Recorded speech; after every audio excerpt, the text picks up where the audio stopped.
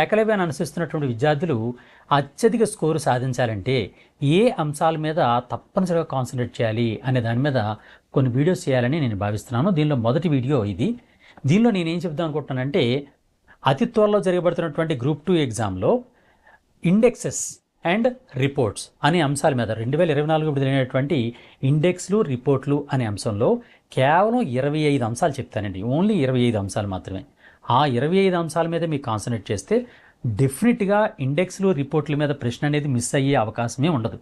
ఇదే కాన్ఫిడెన్స్తో నేను చెప్తున్నానండి. లాస్ట్ నవంబర్ 17న తెలంగాణ పబ్లిక్ సర్వీస్ కమిషన్ ద్వారా గ్రూప్ 3 ఎగ్జామ్ జరిగింది. అంతకు ముందే నిర్వహించినటువంటి మనం విడుదల చేసినటువంటి ఏకలవ్య బుక్ నుంచే అత్యధికమైనటువంటి స్కోర్లు రావడం అనేది మీరు గమనించారు. ఒకవేళ మీరు తిరిగిపోతే ఈ కింద లింక్ ఇస్తున్నానండి. కింద లింక్లు డిస్క్రిప్షన్లో లింక్లు ఇచ్చాను. మన ఏకలవ్య సక్సెస్ ఎంత చక్కగా ఎంత పర్ఫెక్ట్గా జరిగిందో మీరు ఆ లింక్ వీడియోస్ ఓపెన్ చేస్తే